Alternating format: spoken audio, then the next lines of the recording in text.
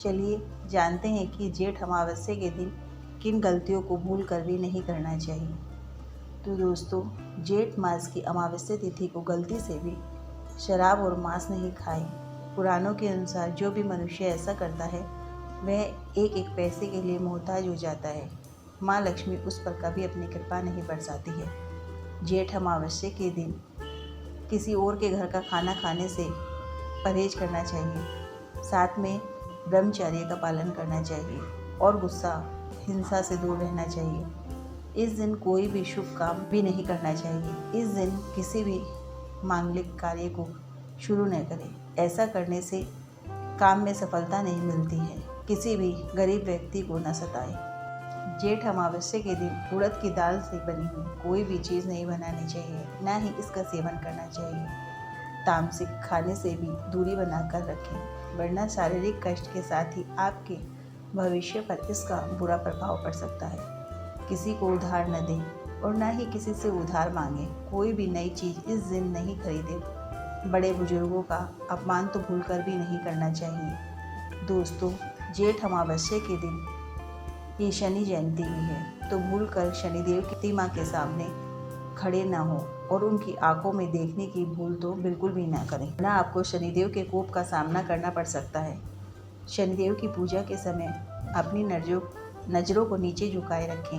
अपनी नज़र शनि की आंखों पर कभी नहीं पड़नी चाहिए, बल्कि उनके चरणों में होनी चाहिए। साथ ही इस दिन शनिदेव की पूजा करने से शनि के दोषों से मुक्ति मिलती है। जेठ अमावस्या के दिन किसी दूसरे के घर का भोजन नहीं करना चाहिए। इस दिन दूसरे का अन्न ग्रहण करने से संचित पुण्य का क्षय हो जाता है। साथ ही आपको आर्थिक कष्टों का सामना भी करना पड़ सकता है।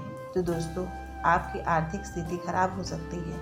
जेठ अमावस्या के दिन बाल और नाखून आदि काटना वर्जित माना गया है, क्योंकि ऐसी मान्यता है कि इस दिन बाल या नाखून आदि कटवाने से व्यक्ति को पितृ दोष का सामना करना पड़ता है। साथ ही इस दिन बालों को धोना भी सही नहीं माना जाता है। ऐसा करने पर व्यक्ति को अशुभ फलों की प्राप्ति होती है और कई जन्मों तक गरीबी आपका पीछा नहीं छोड़ती है। जेठ अमावस्या के दिन किसी से लड़ाई झगड़ा करने से बचना चाहिए और न ही किसी को अपशब्द कहना चाहिए। इस दिन झाड़ू खरीदने की भी मनाही होती है। इस दिन झाड़ू खरीदने से माँ लक्ष्मी रुष्ट हो जाती है। इस दिन शुभ कार्य जैसे मुंडन, गृह प्रवेश आदि नहीं करना चाहिए। जेठ अमावस्या के दिन भूत, प्रेत, पितृ, पिशाच, निशाचर, जीव जंतु, दैत्य ज़्यादा सक्रिय रहते हैं।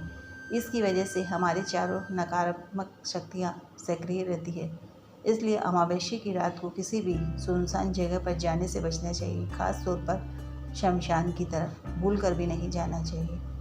दोस्तों, चलिए जानते हैं कि जेठ अमावस्या पर क्या करना चाहिए। हर अमावस्या के घर के कोने कोने की अच्छी तरह से साफ सफाई करनी चाहिए।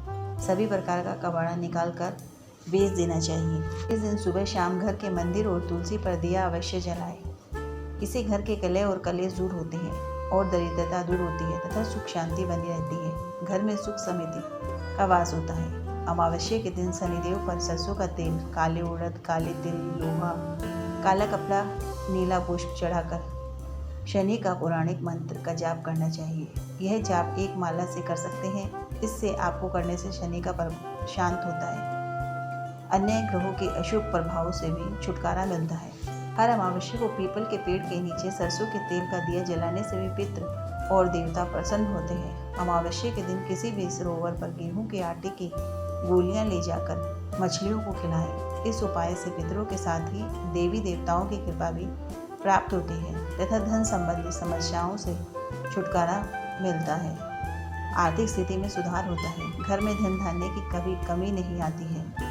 धन लाभ के लिए अमावस्या के दिन पीली त्रिकोण आकृति की पताका श्री विष्णु मंदिर में ऊंचाई वाले स्थान पर इस प्रकार लगाएं कि वह लगातार लहराती रहे। इससे आपका भाग्य चमक उठेगा।